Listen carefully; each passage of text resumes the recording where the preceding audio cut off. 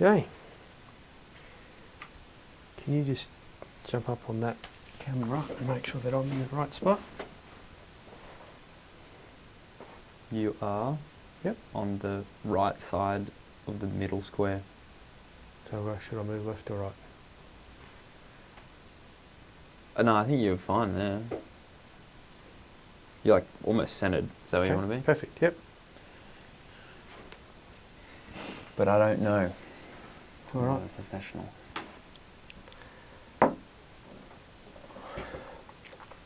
All right. Where do you want to start?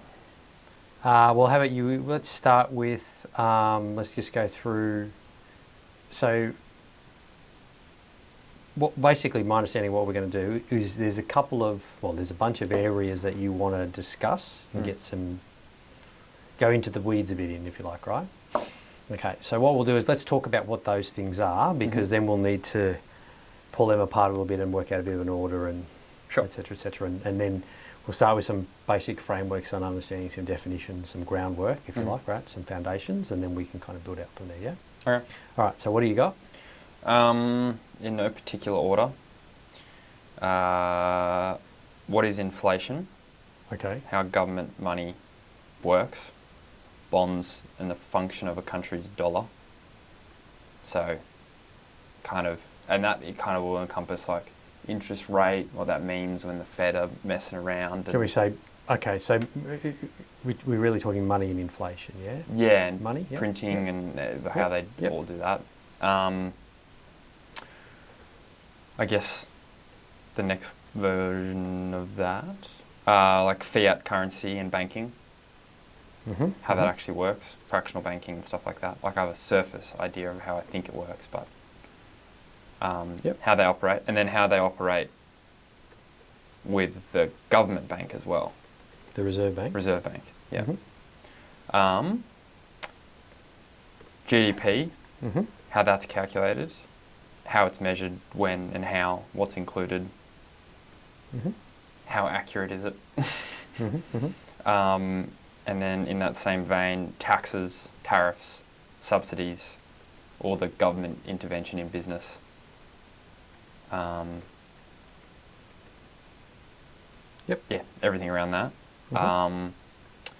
And then business stuff like trading, investing, options, ETFs, derivatives, what they all are. So hang on. So are we talking about business, or are we talking about trading in businesses? Trading in businesses, yeah. Okay, so and then business trading and then trading in businesses, yeah? Yeah. So I guess around that, like... So ordinary shares versus options versus derivatives, yeah? Yeah, so like I guess how the businesses are made up or structured, whether it's like a small business or it's a S&P ASX 200 business.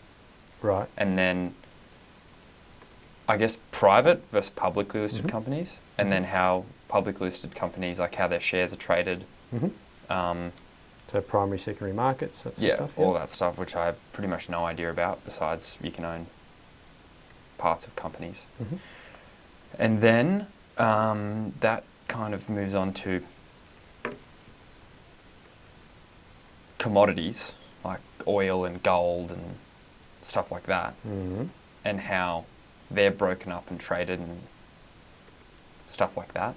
And then crypto and what that really is. And, you know, people say it's like gold. That's the argument. So is it? How is it? What's its function? Is there anything there? I guess that's the majority of the stuff. Only that. Is that all? Just I have a bit more, but... But that'll do. That'll do, yeah. Okay, all right. Okay, so where to from here? Right, so I guess the issue, so there's a lot there, but it's relatively linked, right? So let's start with some foundational stuff. And so I think probably the most important thing is to really, let's get some foundational things and some definitions, understand what things are. Because a lot of times I find people, like I've got videos on this, particularly things like CPI inflation stuff. talk about these sort of things a lot, but I think the reason why people get a bit confused or they get stuck in not understanding something is because they really don't understand the core components. And they don't understand how to verify the assembly of those things. So it starts off as a Lego brick, but when it turns into the assembled thing, like how should I think of it now? Does that make sense? Yeah. Okay, so let's start with, most of this starts really around kind of money and the exchange of value. Yes. Okay, all right. So the first thing I suppose is, so really money, if we think of money or currency, right, as a commodity of exchange. Okay, so once upon a time, we're all farmers basically because we're all resources were extremely scarce. Okay. Now, also, let's start with that. So what do we mean by resources? So the way I would define a resource, right, is something that's used, something of value that's used, right? Okay, so if something can be productively applied, it's a resource. Right. Okay. Now, keep in mind that resources is very linked to technology. Yes. Okay. So a resource becomes a resource because it tends to be an input to a technology. And a good example of this is gasoline. Okay. So before the internal combustion engine came along, gasoline was really not. So oil was useful because they used to use kerosene for lamps and they used to use oil for lubrication and stuff like that. But mostly kerosene was the product of a hydrocarbon of choice, if you like, from early state. Okay, and then kerosene is still used in like jet fuel and stuff, but gasoline became the predominant, driver of oil, if you like, you would largely agree, gasoline, diesel, because of the internal combustion engine, right? That technology sort of drove that. So what you'll find as you go through history, things become resources, right? Because they can now be productively applied. And that's normally a function of a technology. And you see that from the Bronze Age to the Stone Age to the whatever. Okay. Yep. All right. But keep in mind that resources are normally human beings. So once upon a time there was just none. So we all had to get our own, and we're all dispersed. No one had any specialisation, whatever. So we're all just, we're the farmers or hunters, essentially, right? Because food is the ultimate resource. Because energy is by far the most important thing. Energy is your capacity to do work. Yeah. Okay, so when we go through all of this sort of stuff, I think the thing you really want to keep in your mind is a few things. First of all is, at the end of the day, whenever we're talking about, resources and the accumulation of wealth, right? And you can think of wealth as your ability to influence the deployment of resources. Okay? I want to say that again because I want you to really get that. The ability to influence the deployment of resources.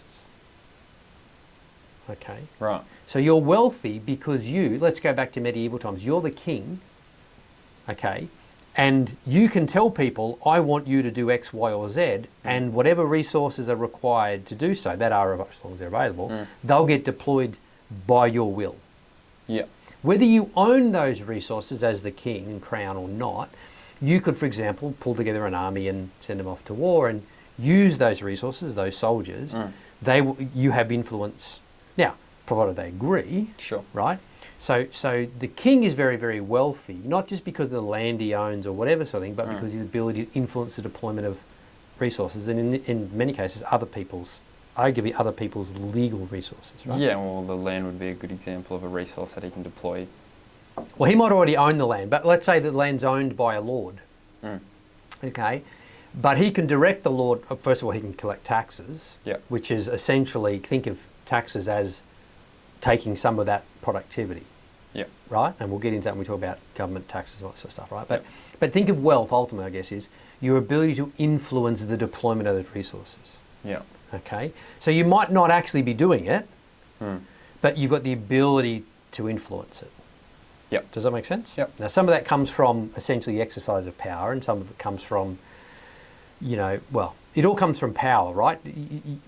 Because people have to agree, and people will normally agree because they subscribe to their world is better to comply with that. In other words, the king can lock me up or penalise me in some sort of way because he has a monopoly on power. He has a monopoly on coercive force, on violence, essentially, right? Sure. So he's the only one that can legally commit violence, okay? Yeah. Right? And now you fast forward that to, whether it's a monarchy or democratically elected parliament or whatever, the government, the rulers, they have the monopoly on violence. Yeah. They're allowed to lock you up. Yep. The court can sentence you and lock you up. Other people can't do it. Does that make sense? Yeah. Okay, so that's what wealth really is. It's that ability to influence. Okay, so you need to keep that in mind. And you need to keep in mind that resources are only things that can be productively deployed. Okay, now some things are really easily productively deployed, like, fresh water or, grain, or right? And some things are really difficult to be productively deployed. Rare earth metals might be a good example of that. Right. Right? It takes a lot of technology to deploy. A lot of technology, a lot of effort, a lot of other steps in the chain before you end up with that, neodymium in your magnet. Yeah. Does that make sense? Sure. And so, I guess one of the things one of the definitions that I would question, right, and I would define differently is, I would say there's no such thing as a natural resource.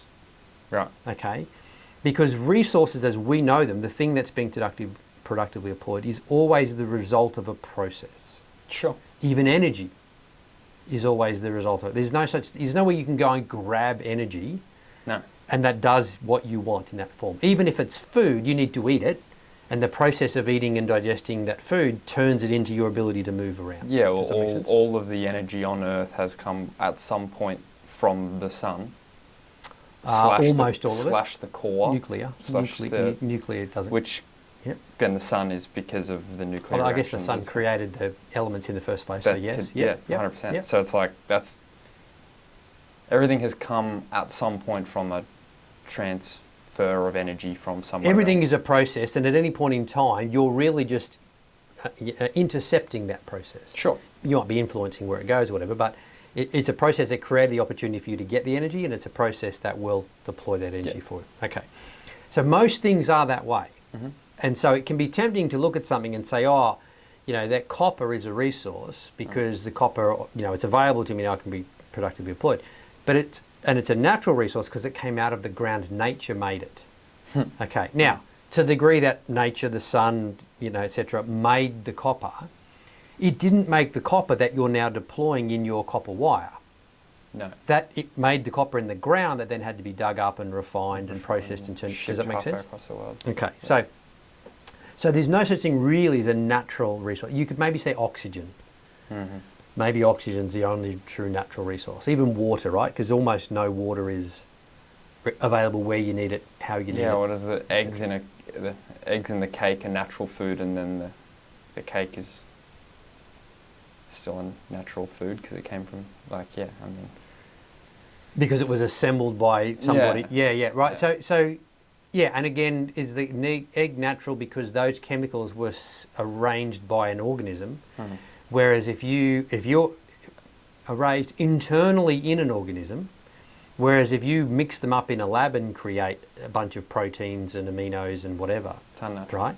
That's unnatural because you did that external to your body, even though you still just assembled proteins, lipids, sugars, etc. Sure. Okay, so without getting too deep into the philosophical side of that, but you get the point, right? Is that, and most people will dismiss things too summarily because they don't understand the complexity of you're just taking a photo, right? So one of the ways I like to talk about it often is that it's like you've seen like a nightclub or a rave or whatever where people are dancing and then the strobe light comes on and you see all these sort of almost still images, right? Yeah. Okay. And so, again, you see a photo, and from that photo, you can infer a whole bunch of things you think is going on, okay? But you really need a lot of those images before you can get any real understanding of what the total dynamic happens, right? I guess you could look at something that is really unnatural, something like plastic, but all the components at some point that go into plastic were natural. Well, so we're getting well hell of a lot. But at some point we can argue around the assembly of that process. Okay, but I guess the point of this is, right, is let's be really clear in terms of definitions. Sure. And not only that, in terms of why that's important is, what do we mean on a temporal basis as well? Like how far through a particular process are we talking about? Yeah, so natural can be pretty arbitrary depending on where we're at. Okay, so I would say depending on the snapshot. Physical resources as opposed to say intellectual ones. You can have intellectual resources, okay? So I would define them more in that sort of sense. Okay. Yeah. So natural is basically dependent on how far it's processed. arbitrarily by someone. Well, it's how you define the parameters in that. Is it internal or external to an organism, for example? So if it's something you create by digesting, is that different to something that you create in a lab? Both of them were assembled or disassembled a bunch of molecules and rearrange them in some way. Yeah. One you did externally and one you did internally. Is one more natural than the other? So again, without getting into that sort of philosophical, but let's be really clear when we are talking about things. Okay. Yep. So because people have different views on how they should be considered from things like, for example, like we can do things like property rights, etc. Okay. All right. So. But what we're really talking about is we're talking about the evolution of how human beings collect and utilize resources. Sure. Right? That's where all of this sort of comes from and evolves through. Okay, so once upon a time, everybody's got to do everything because there's not enough markets, if you like, or trading of things that we're disproportionately good at, and people have specialisation. And that's eventually what happens over time. And if you look at a modern world, it's predominantly how a modern world operates. I'm better off doing the things that I'm disproportionately good at, that create value, and trading them with other people who are better at growing potatoes or making clothes or those other things. Yep. Okay. All right. So, but you can imagine as that's evolving, I'm really good at raising sheep. Okay. You're pretty good at making the clothes out of the wool, for example. How do you and I trade? You're pretty good at growing wheat or some other things, right? Or making weapons so that I can defend myself, or lots of different things. How do we trade? And so it's very difficult and very inefficient to say, well, how many sheep is worth how many of your things, right? So how do we make things divisible? How do we require a lot of liquidity? The ability to trade lots and do it fractionally, right? Divisibility and liquidity are important, right? So over time, things evolve to become commodities of exchange. Yep. Okay, now, what do we mean by commodities? Think of commodities, things that have basically the same use regardless of source. Yep. Okay, so, and so the early examples of things are things like gold coins. And silver. Okay, or silver coins, okay, right? Because with the gold, you could say, well, we know the value of the gold coin because it's the value of the gold in the gold coin. Yeah, and the weight. So we don't need a third party to verify that value. And we'll get into, particularly when we get into fiat currencies, for example. We don't need anyone to verify that, okay, because that's gold and we know what gold's worth. Yep. Okay. Now, just about everything you could possibly think of has been used by someone at some point in time as a commodity of exchange. Right. It's incredible, like beads to, daffodils to all sorts of weird and wonderful turnip things. craze, right? Turnips, okay. Just about everything you can think of, okay. Now, the reason most of them disappeared over time, and the reason why gold has remained pretty much the stalwart of that, particularly from an international exchange perspective, is if you think about what do you want from a commodity of exchange? Okay, so there's a few things that you want to have. First of all, you want to be able to easily verify the relative value of that thing. Yes. Okay, so if the value of the gold coin is the gold in the coin, then all we have to do is test how much, is it a gold coin or not? Okay, and then we can pretty quickly, both of us, on the either side of this exchange, we can establish what that relative value is, and then I can determine how many gold coins I want for my sheep, you can for your whatever. We've now got divisibility, okay? We can fractionalize that because we can trade different weights of gold. Yeah, and then I guess it's, you know what your sheep's worth because you know how much gold someone's willing to give you for them. And if you're like, no, I want 2, and then I'm not giving you 2 gold for your sheep. Yep. It's not worth that so to the me. market can determine that price and ultimately. That's the market which but everybody knows what that gold's worth at the time of exchange, right? Yeah, sure. Well, because they know what that gold is worth relative to the things they're selling or the things that people give them gold for. Sure. Yep, and that they have to pay out gold to other things. Yeah. Because the value of a thing is not just the value of the thing that you're going to acquire, it's the opportunity cost of what you lose now. Sure. The fact that I bought that food means I can't buy something else. Yeah. Okay, so all of that information, and this is we'll talk a lot about prices and the importance of prices, right? That's what price tells you. Think of price as the ultimate knowledge economizer. Yeah. Okay, it tells you all the things you need to know. When you see the price of something in a market, assuming that market is reasonably free, right? You know that all those different participants with all their competing interests and opportunity costs and all the other things going on have all agreed the price of that thing should be around about that. Yep. Okay, and the amount of information contained in that price is possibly almost infinite. Yeah, because that's what everyone's decided. Everyone's at that point in time, all things being known as they can be known, and those things can evolve rapidly over time. Okay, with each individual person being able to make that call on their own. Yeah. Does that make sense? Okay. So price is really important. So you want the price of your commodity exchange, in this case we use a gold coin, you want that to be reasonably well established and stable, Yes. right? The last thing you want to do is you trade. I give you some gold coins for your sheep, and then you rock around the corner to knowing what those gold coins are worth. You're around the corner to buy something else with your gold, only to find out, oh no, that gold's now worth half of what you thought it was when you did that exchange. Sure. Does that make sense? Yeah, I guess that gets into gold miners, right? So then, So we'll come back to the supply of the commodity in a second, Yeah. right? So the first thing you want is the stability in the commodity. yes. That's what a commodity is. A Well, commodity is something that is essentially, doesn't matter where it comes from, it's all the same. Yep. There's no IP in your gold thing versus mine. There's Yeah, no technology your in gold your doesn't- It's all the same. That's what makes a commodity. You don't have extra shiny gold. It's gold or it's not gold. It's gold. It's gold. Okay, so think of a commodity as something that's essentially standard across the board, And as long as it's defined by that thing. Okay, so the advantage of using a commodity to exchange is that commodities likely to be very stable. Okay, relative to other things that have technology or ideas or other things that might be of. Or things that can influence the price, well, the perceived value at a specific time, right? So it's like if a huge increase in technology makes it way easier to get or way easier to do, or you've come up with a new breeding technique where you can make more sheep now. So we can talk about the supply of that thing, Yeah. definitely. But again, you want a commodity where you're right, it's unlikely that anything could change in the short term Yeah. that would drastically alter the value of that, Yes. particularly on the downside. Yeah.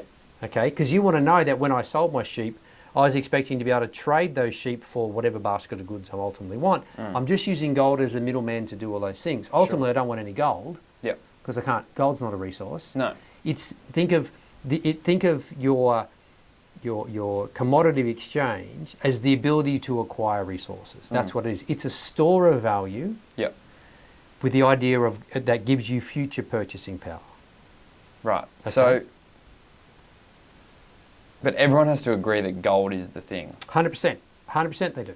Yes. So what's stopping them from all being like, well, actually, blokes down the street Okay, so prefer silver. Okay, so again, in our commodity exchange, there's a few things we want, right? We want something that's going to be stable.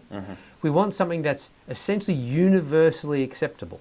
Yes. Because every time I have to chop my gold for silver, I'm probably going to lose some on the transaction because it's got to be in someone's interest to trade them. Why would they trade gold for silver? Well, because they think they can make some degree of arbitrage on that. Otherwise, why would they take the risk of right? So again, you want a commodity exchange that's ideally as universally acceptable as possible. Right. Okay. So again, gold was was used because everyone liked it, right? Right. Okay. And it, like silver can be put into a lot, but Okay, so the other advantage of gold is gold, even now, it can be used for a few things now, but generally speaking, gold's never really been of use in any major way. Besides looking pretty. Okay. And that was just means, and that was only because gold has value, and so it's like, look, I'm wearing my value basically. That's what kind of made it pretty. Or people well, no, like the shiny fact stuff? that it also is reasonably difficult to obtain. Yeah. Okay. And the fact that the fact is it's never really been of use for anything. Right. Okay, so imagine if someone it's super conductive, or it's not. yeah, super, imagine if it's someone pretty turned around and said, inert, "Hey, right? it turns out that like gold is uranium, right? We can do something with gold, and we can turn it into unlimited We energy." split gold, we got cold fusion. Okay, right? Yeah, splitting for fission. Okay, but you know what? So if a technology came along, Slam gold together. So.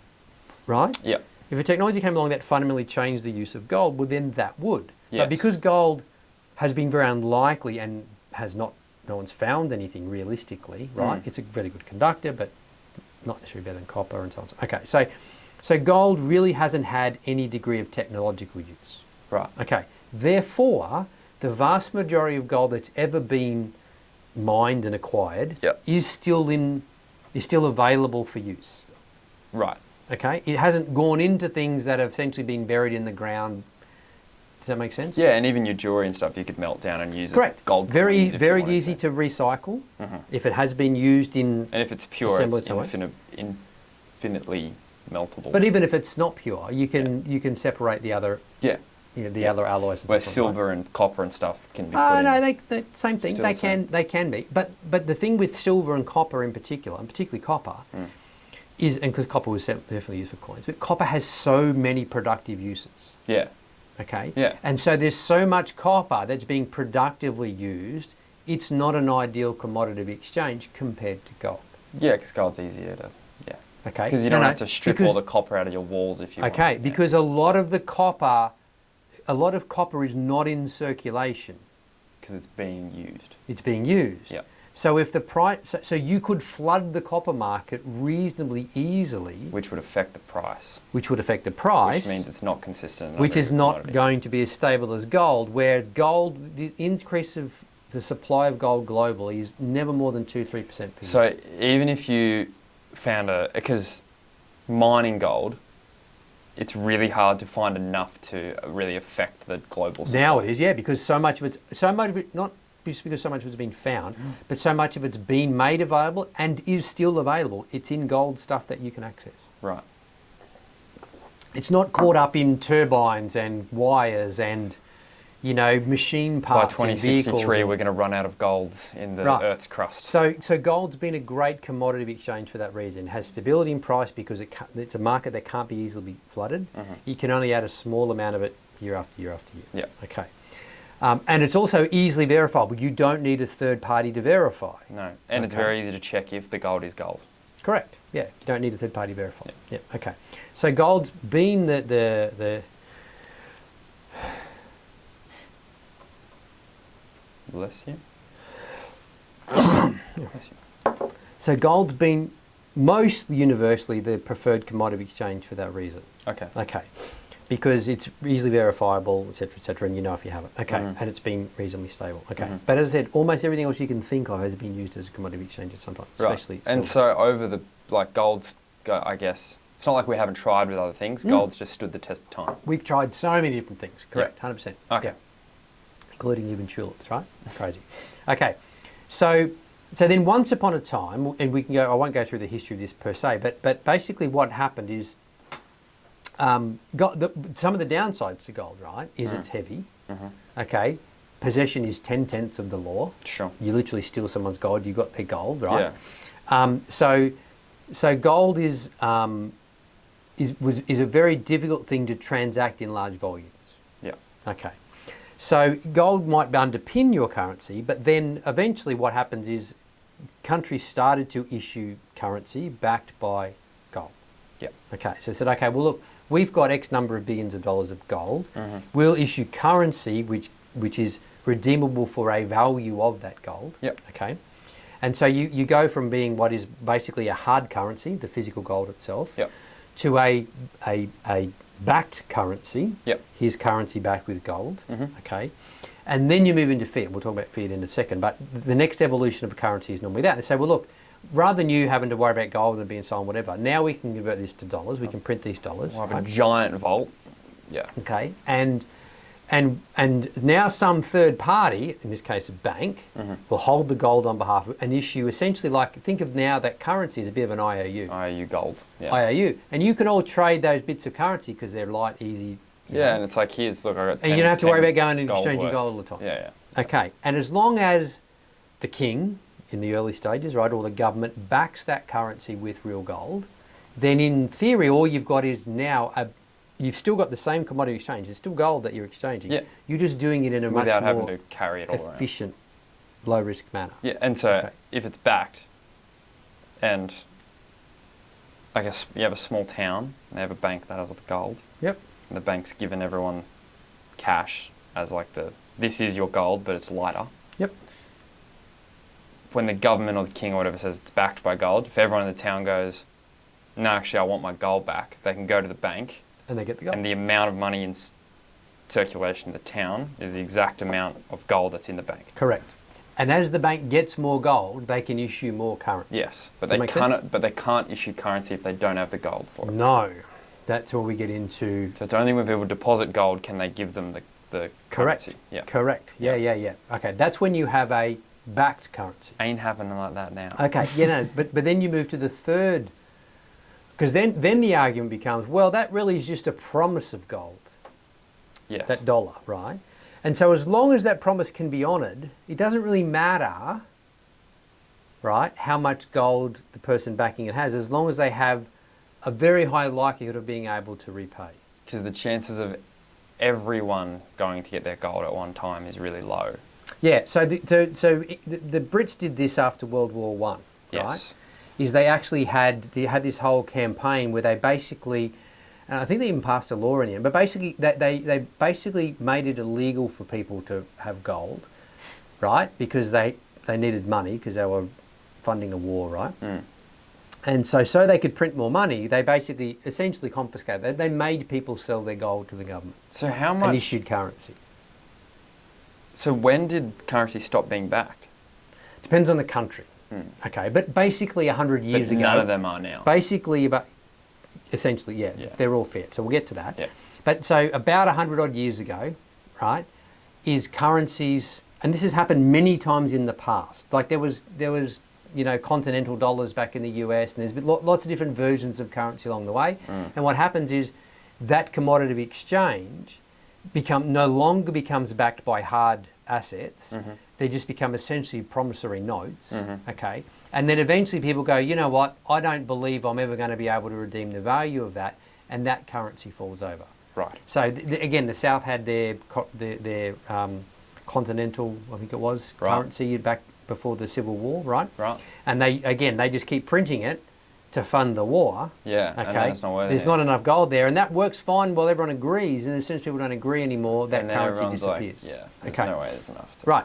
So you move into to fiat currency, government dollars, right? Think of that as the government promising to deliver that value. Yeah. Okay. Now, the US went off the gold standard. They say the gold standard, i.e., you can redeem for gold. Now, Nixon basically formally did that in the early 70s. Yeah. But in reality, they'd come off it well before that. Yeah. They'd already printed way more money than they had in terms of gold. Yeah. And all governments have done this eventually. Mm-hmm. Okay. And then all of those, obviously there's current versions that haven't yet done this, but all other versions that have done this in the past have all ended up going broke and having to restart currencies. Right. Okay. Using gold? Do they use gold every time? So the cycle tends to be, we started off with a hard currency, Mm-hmm. we moved to a hard-backed currency, Mm-hmm. we moved to fiat currency, it implodes because we print too much of it and devalue it, Mm-hmm. and people stop accepting it, and now we need to throw that out and start again, and we start with a hard-backed one because that's the only thing people will trust. Sure. That's the cycle, if you go back through history. Right. And that cycle's In every country, in every civilization, never not it's always been that way. right. Okay. Because if you think about it, what happens is once you get to that situation where you go, well, hang on a minute, as the controlling entity, now the government, if you like, or the king, right? Yeah. Kings did it in the past, and then governments do it, right? So I have two ways. So keep in mind that that's a promise of future purchasing power. Sure. Okay. But I'm using it now. For me, as the government, it's current purchasing power. Yeah. Right? So there's only two ways that I can gain purchasing power. There's three, sorry. I can forcibly coerce you. Mm. Okay, let's pretend I'm not doing that anymore, right? Yep. I can't enslave my own people. So Yep. let's park that one, right? Mm-hmm. So there's only two ways. I can either enforce your current purchasing power, I can tax you, Mm-hmm. okay? Or I can print additional money, And spend it spend now it now, before it's had the Right. effect. but for you that money represents future purchasing power because you now got the money. Yeah, yeah. Okay. When you use it in the future, its value in the future is what you're getting. What Yep. I'm getting as a government for printing that money right now is I'm getting current value. Yeah, you're expenditure. getting but because it's like if it was gold, the government have just gone, If it I'm going to wa- make let's say they could mine extra gold or they could create gold. Yes. Then what we're talking about before is in the sense of like you want gold was great because you knew it was going to be, like, it You- couldn't you- move in price that much. Correct, Because yes. everyone had agreed. And that's because you couldn't just go, Well, sorry, we have heaps more gold It couldn't now. move relatively. Okay, so keep in mind what we're talking about now is we're talking about essentially the balance between the amount of currency or commodity exchange in an economy versus that economy's output. Sure. So let's say the amount of gold didn't change, say over 100 years, but the productivity of that economy has grown tenfold. Right. So now every unit of gold buys 10 times as much stuff, right? Because the economy is that much more productive. Right, just 'cause people are getting Because there's better only at so stuff. much gold, and that's all there is to exchange. Yeah, There's no people more get of better it. at You've got a doing things. limited supply. Yeah. So you're deflating the value of your commodity exchange by being productive, Because it's way easier for you to breed sheep now because you're just better at it over time. right? We're making 10 times as many sheep, and everyone else is doing 10 times as many everything else. But there's the same amount of gold. Yeah. I'm going to get way less gold per sheep, Yep. right? Yep. Okay. So keep in mind that, and this is part of the argument, right, is that if economies grow, then currency devalues over time. Right. Okay. So then the argument for this, that's deflation. Okay. So the argument to that is that's counterproductive from an economic output perspective. Okay. Because keep in mind that okay, let's go back a step. What is an economy? Right. Okay. So an economy is the production of goods and services. Yep. Okay. However, it's only an economy if those produced goods and services are exchanged. Yes. Okay. So you can think of an economy as people make stuff and they trade it with other people that find that more valuable Yep. than their alternative production. I.e., it's easier for me to be a financial advisor and give people advice and buy food off a farmer Then it is. than grow my own food. Yeah. Sure. Okay, right. Yep. Okay, so markets therefore are at the centre of an economy. If you don't have markets, you don't have an economy. Sure. Okay, all right. Previously, that was literally down in the town square. There was an actual market where people used to trade goods. That was the only one. Now there's still some of those, but there's always Yeah, different sure, for but markets. yeah, Okay. yeah. Now keep in mind what grows an economy. So the economy then is the exchange of those goods and services. Now, the more you can exchange goods and services, the faster the economy can grow. Because one person's expense is another person's income. Well, One this- person's output's another person's input. Well, the town square where they had the market, if you've got either the bloke selling sheep is breeding more sheep, so he needs a bigger space. Well, so keep in mind, so sheep's one a great example, So, right? okay, Because let sheep me- can only feed so many people. let me okay. think of, like, let's think of metals as an example, Okay. right? So you're able to mine more and more in better quality copper, Okay. and as a result of that, the price of copper is going down. Okay, so copper now can be used in more things because you couldn't use it in that before; it was just too expensive. Yeah. Now it's not so expensive. And not only that, now we can find more and more uses for copper. The demand for copper can continue to grow. Yeah. And more things can be made that are more and more valuable because And that's what I guess resources are. from a visualization perspective, like you started off with your little copper stall in the market. Yep. Because it was really hard for you to mine copper and it was quite expensive. Yep. So like you were like, it's really hard for me to do this. Yep. So the only way I'm going to give it to you is if I get a fair bit for it. If I get more than it cost me. And so yes. you're in this, and let's say there's lots of different stalls in the market, and then like in the town. Yep. And then you're getting way better at mining, so you actually need a lot. You need a bigger space in the market as well because you need whatever it is. But because you have more of that and that can be applied, then there's more stores popping up and the market's growing because there's more people doing more things. More things can be done with copper. Yeah. Okay. And partly because it's cheaper. Yeah. So that improves other people's that alone improves other people's output because their costs go down. Yep. Okay. So if your product you're making the same number of products, but the cost to make those products going down, you're getting more productive. You're Yeah. getting The more bloke valuable. across the road who's in a market who needs your copper to make his. If everything that went into Whatever it to is. the jug he makes, Yeah, right? is Okay, cheaper. has halved. Yeah. Well, he can lower his price and make the same margin. Or for the same price, can make double the amount of jugs. Correct. Yeah. Yeah. So he can make his output grows. Yeah, and then he can sell more jugs. Okay, Yeah. because there's more. Okay, so his total margin increases by him doing nothing different other than his costs, his input costs got And dropped. you know you have something of value if people want to buy it and use it. Yes, but also keep in mind, the lower your price, the more people will use your product because your product's more productive. Because keep in mind, productivity is a function of the cost. Yeah. Like most people would much prefer to take a private jet. Okay? But most people, if the 10 or 15 or 20 grand it costs to fly the private jet from A to B, the reward of them doing so, the economic benefit of them being there slightly faster or fresher or whatever the payoffs are, isn't made up for the cost that it cost them 20 grand to fly. Am I going to spend 2 years of a Macca's salary working every single day, my productivity, making burgers, so that I can deploy that in a Whereas private as jet? the CEO of a $100 billion company, Yeah. the fact that I can get to that meeting and then that meeting and that meeting in the same day, Yeah. okay, and each of those meetings, I make the cost of that back. it can be an absolute bargain for me to do so. Sure. Does that mean? And that's the point of leverage. Okay, Yeah. so keep in mind that the lower the price, if the cost of a private jet is now the cost of a bus ticket, everyone's on a private jet. Yeah, sure, because the dude Okay. at Macca's Because is now, like, oh, it's half an hour work. so many people are productive at that price. Yeah, it's half an hour Right. So the input costs, as those input costs lower, people become more productive. Okay. Yeah.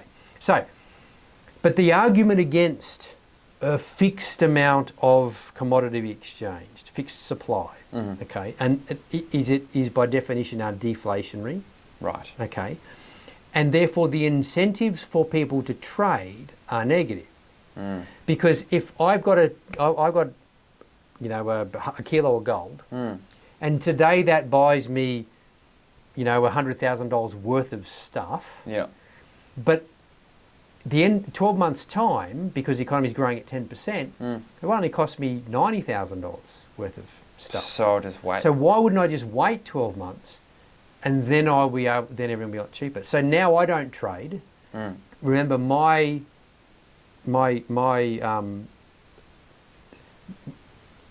cost is someone else's income. Sure. My expense is someone else's income, right?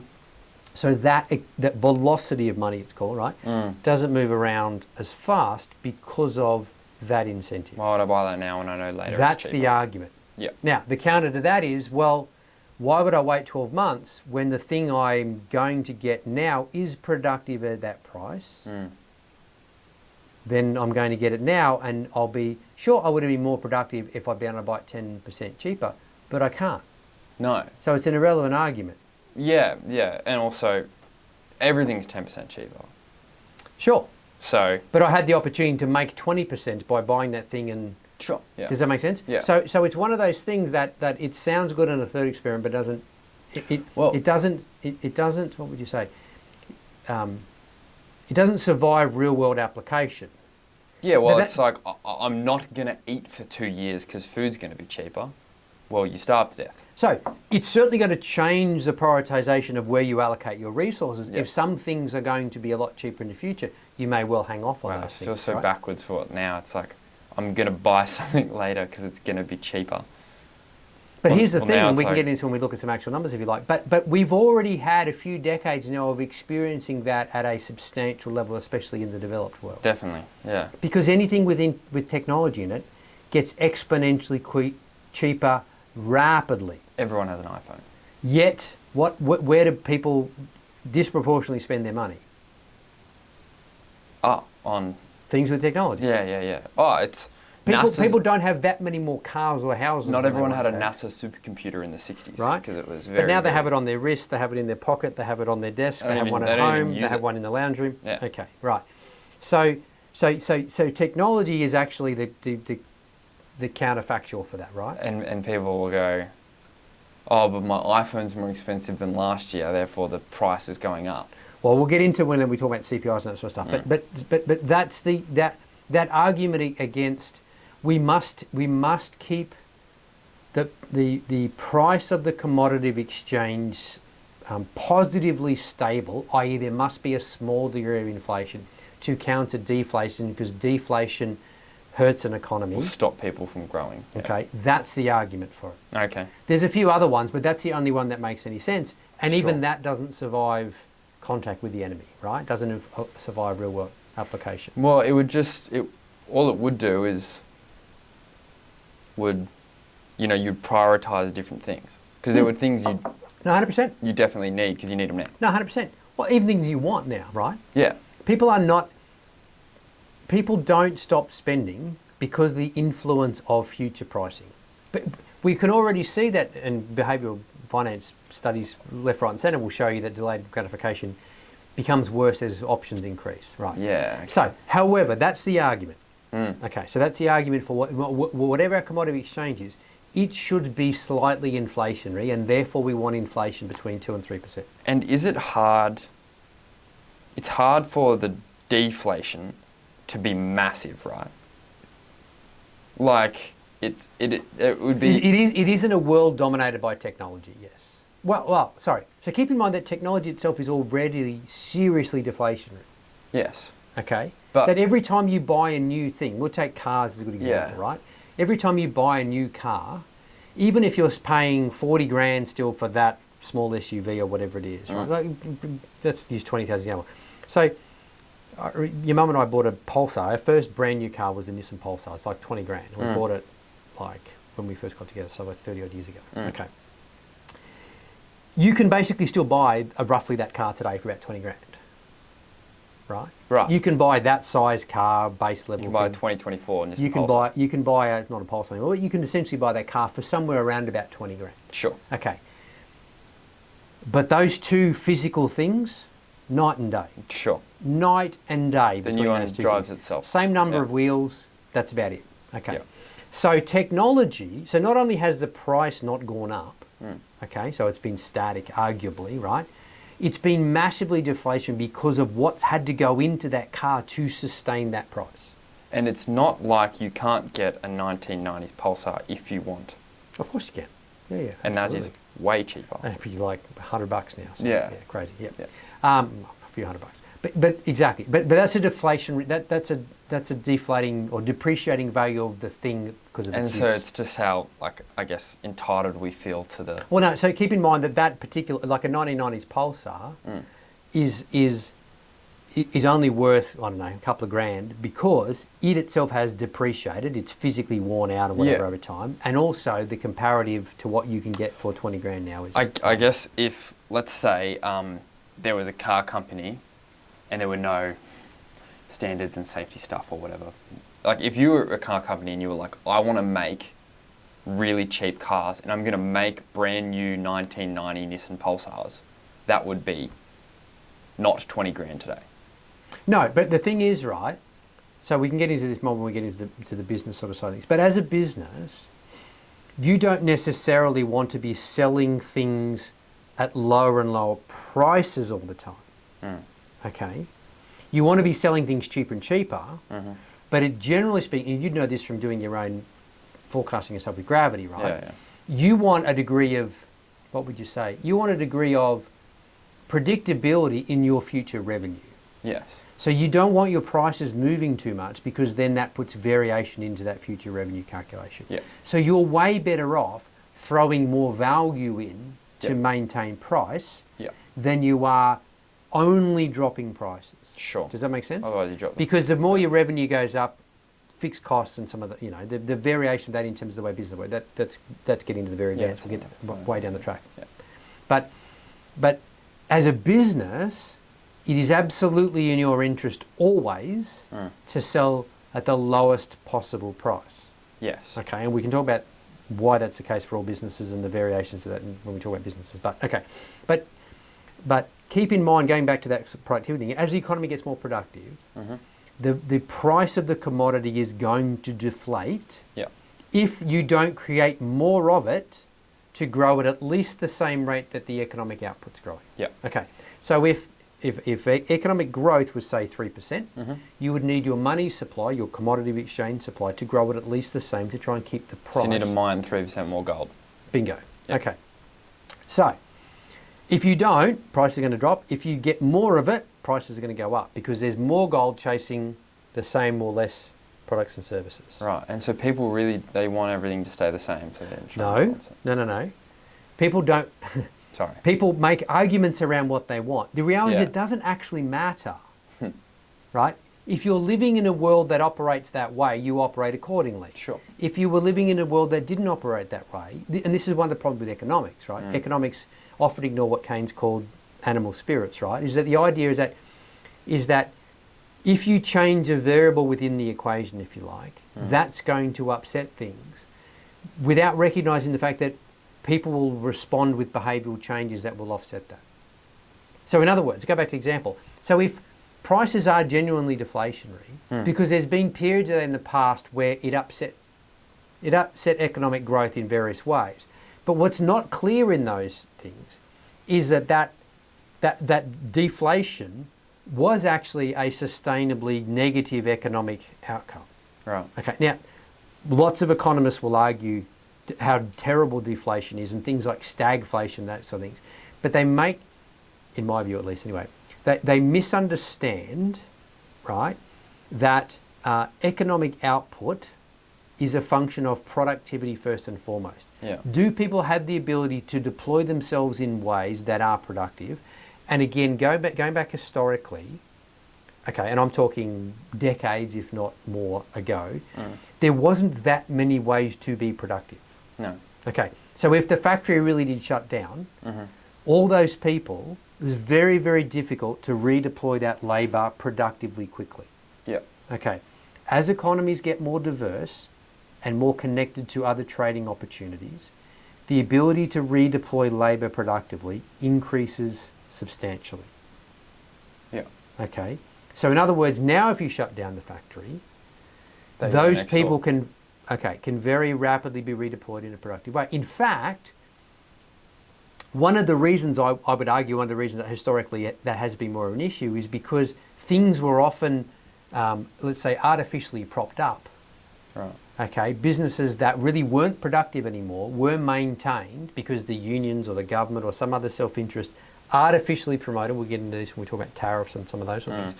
Basically, you're talking about that clearly was not economically productive Yeah. and was made to be artificially so. Yeah. And then when that collapsed, that did leave a huge hole and did take a long time to productively redeploy those people. So you didn't naturally let them move on when they needed to. Because they didn't evolve and the thing didn't die a natural death and people, Yeah. you know what I mean? So they all died in one go and they all hung on to the last With one. the deflation stuff, where does that end though? Like,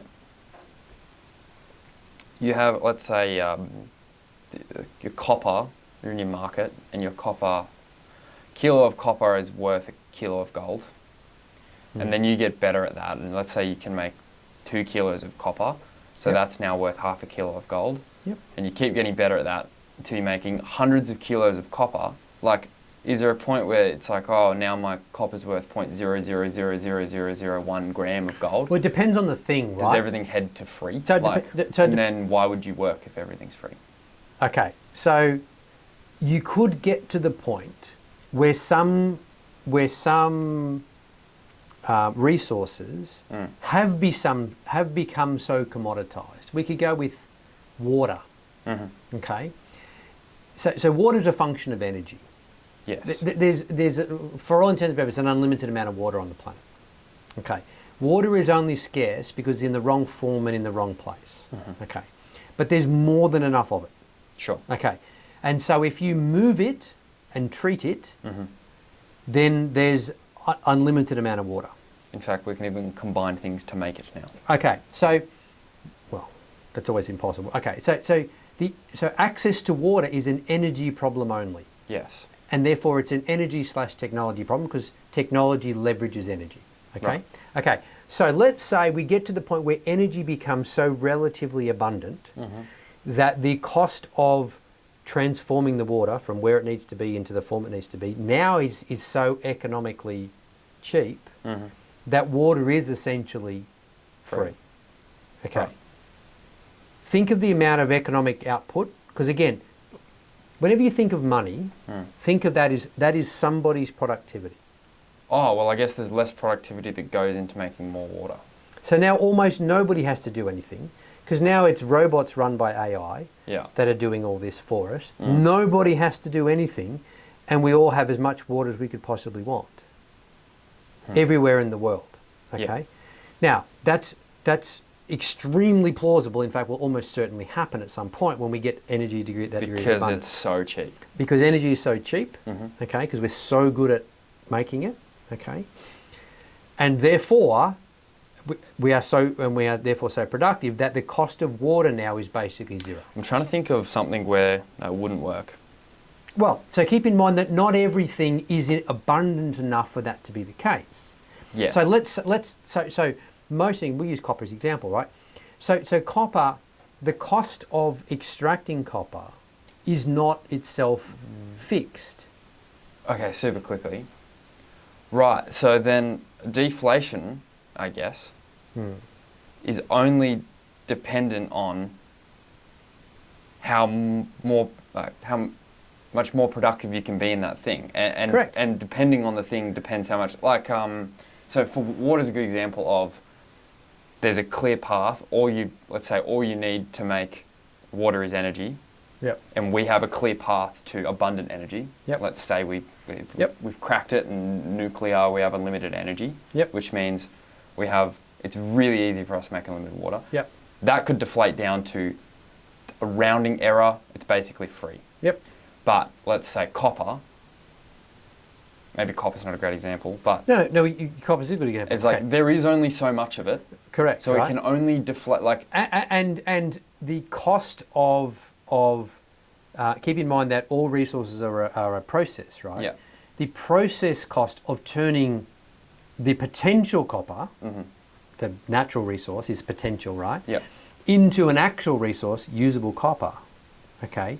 Depending on where that copper is, deeper in the ground, not as rich of ore vein, etc. Like the cost of itself grows over time, and also it is essentially a limited total resource. I guess what I'm saying is So, like, so just take that bit further. Yeah. So now we've got all the copper we can get. yeah, It's all being used somewhere. Now the economic use of that copper needs to be of greater value, right, than pulling it out of the wall, stripping the cables and Yep. melting it down, doing that. So, and that's where copper now starts to be recycled because there isn't. And now copper ceases to be useful because it's now being used at its highest and potential economic let's say use. it got right down to the bottom where it was all used in wires, and then someone's decided that, and so it's super, super cheap, and then someone decided that we actually like using copper in this better, but let's say we've mined it all. So, and it's only- so think of it in terms of its economic use. yeah, Okay, so has it been maximised in its current economic use? And that is not just what it can be used for, but where it has to be drawn from to be used. So while it can be dug out of the ground and refined relatively cheaply, leave it in the walls because it's being productively used and it's reasonably expensive to pull it all out. But if you get to the point where there's no more in the ground, yep, and it turns out that copper really is the key to interstellar travel, yep, then you'll be ripping them out of the walls left, right and centre. totally. Okay, Yeah. and then once it's all now useful in this engine that drives interstellar travel, copper will have been substituted in all other uses. You'll be using something else instead because it's nowhere near as valuable as it is to be used in that scenario. Does that make sense? Totally. So think of that resource simply gets further and further up the economic value chain. Yeah. Okay, but again, most people don't see that because they don't see the elevation of those things progressively over And- their own lifetime. And they're also, they look at the copper, they don't look at the productivity around the copper and technology around the copper and how copper. They see it as a thing, and they see that thing as universal. They don't see it in as all a applica- resource. They don't see it as properly as a resource. Yeah. And what is a resource is contextual, Yeah. driven by technology and its relative And so productivity. there are, depending on the thing, it deflates as far as we can economically use it or as far as we economically value it. Yeah, but again, So the most but there's a easily- temporal dimension to this, right? Sure. That we're talking about copper based on our knowledge and understanding of the history of copper and where it is right today. Okay, go back 50 years ago, right? And people's understanding of I'll go back to the gasoline example, right? They used to just burn it off. It was Sure. an annoying thing to be in the way. Yeah. They just wanted the kerosene. Yeah. Okay. And then suddenly the internal combustion engine comes along, like, hang on a minute, not only is that not a waste product, it's something that is actually of more value than the kerosene, right? So why don't we do that? Why do we do what? Like, why are we inflating everything? Okay. So 'Cause once you get to It sounds like you've just laid out the path to free water and free. Like, if something is easily, like if we value it Yes. and you just let people get really good at transforming that resource into Yes. the value that people want, Yes. it's going to end up practically being free, or it's going to be as cheap as physically possible. Of course. But that's exactly what free markets do. So why don't we do that? But the commodity exchange is irrelevant in that. Sure. Okay. But we are essentially doing that. And to the degree We that are. we do that most in the areas of the world that do that the most are the areas of the world that are the most productive and do the most stuff. Sure. Yeah. Yeah. Okay. Okay. Which is why if I took you back to my childhood and showed you the resource availability then, Yes. you would think I was living in a third world country, Yeah. Yeah. right? So keep in mind that, and we can talk about this when we get into under wealth and the wealth divide and all that sort of stuff, right? So the richest king in medieval England, Yeah. right, didn't have penicillin, No. let alone Panadol or any of the, like, you know, absolutely taken for granted things He that hugely Also impact your didn't life. have instant hot water. He didn't have instant hot water as well, right? Yeah. Okay. And he didn't have abundant, fresh, high quality food. No. Right. Okay. So again, if wealth is your ability to command or influence the deployment of resources, okay, the fact that resources themselves are so incredibly more abundant today than they have been in other times in history means everybody is more wealthy. Yes. Okay. Now, getting back to our commodity exchange, right? So that commodity exchange also becomes a way of measuring wealth, right? Because it's that commodity exchange that is the purchasing of future or potential resources, okay? So you can say, I'm worth X amount of money, X amount of gold. Yeah. right? Now, because I either physically have that gold or I have things that could be exchanged for gold of that value or currency of that value. Yeah. Okay, now, so let's get back to that third one, the fiat currency. Okay, so now as a government, as an owner of in control of the currency, right, I can print money, and my argument is, well, I should be printing 2 to 3% more money every year anyway, Because we're trying to match. because the I'm trying to price. keep price stability, because variation in prices is bad for economies, because we've all bought that premise. But we kind of just went through why it's not the case, though. But right? we've also, not only that, we've all now had at least a couple of decades of experience that is actually bullshit, Sure. because everything we buy Well, gets... no one's like, I better not pay less for water next year. So, but hang on, so go back for a Like- step. So hang on, so we're going to pull these things apart, okay? Sorry So okay, about the that. argument is deflationary is bad for business. Yes. Okay, the most successful businesses in the world today are what type of businesses? What sector of the economy would you say is the most profitable, fastest growing, most productive area? Tech. Technology. Which has the highest amount of inbuilt deflation based in their... Tech. Okay, so the most deflationary industry we've ever come Well, across... Amazon, right? It's like, how can we be cheaper every single year? Well, not only that, Every- but yeah. keep in mind that the ability to deflate in technology, so when Ford came up with a better car, like that took a bit longer than the next version of ChatGPT. Yeah. Okay, Yeah. and it wasn't that much better, No.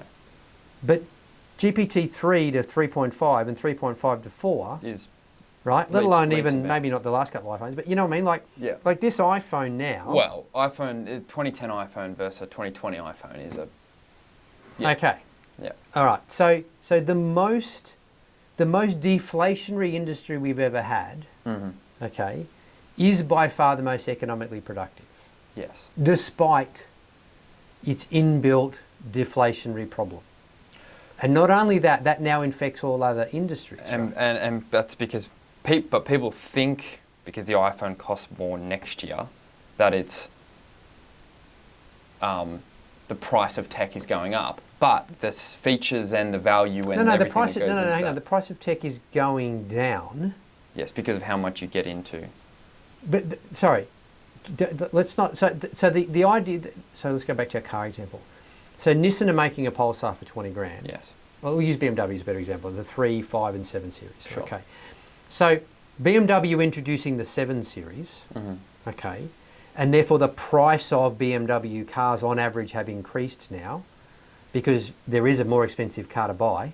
So the average price of BMW sold by definition has to go up. Right. I guess Okay. the lower model iPhone is way cheaper than than it was last year. So keep in mind that companies, that's a business decision. Yeah. in terms of price to point provide more value at a higher price point. to make more money. Yeah, yeah. Right? So they might decide we're not in the... So now, the first iPhone cost $1,000 Yeah. and we barely made any money on it. Yes. Now we can make a really good cutting edge smartphone for and we could sell it for $300, make great money. But we don't want to sell $300 phones. No. So now we add 7 more cameras and We do all the stuff. it makes lunch for you and all sorts of stuff so that we can sell it at $2,000. Yeah. It's the same thing as a Ferrari versus But a people Kia. still go, I guess it's the entitlement of like, the price of my iPhone's going up. And that's because they're not looking at That's it. why I'm saying the price of my car went up because I bought a Ferrari this Because year. I bought a Ferrari this year. You know, 100%. Yeah. Yeah. Okay. Yeah. So Okay, that makes sense. yeah. All right. So that's the problem with the argument around currency and deflation. And we'll talk about this Well, more this specifically when we get into this is crazy to because like, crypto, right? and this is probably on a crazy tangent that we can talk about later. But the whole, you have like people like Musk talking about the extrapolation of the way our technology is going with robots, AI, and everything like that. And people are floating this idea of, well, at some point we're going to need some form of universal basic income because there's just not going to be those, like, people aren't going to work because all of these things will be so productive. Yep. But kind of what we're going through now is, deflationary wise, those things, you won't need to give those people money because those things could kind of be worth nothing because we're so good at doing it. So you won't need an income, well, basically, because you turn the tap on and you Why get give water. them a universal basic income when all that is to give them food and water, and they can get that for like $1.80? And your water bill just keeps going down. If okay, I'm just going to check if these need to be Just reset. random. And so that basic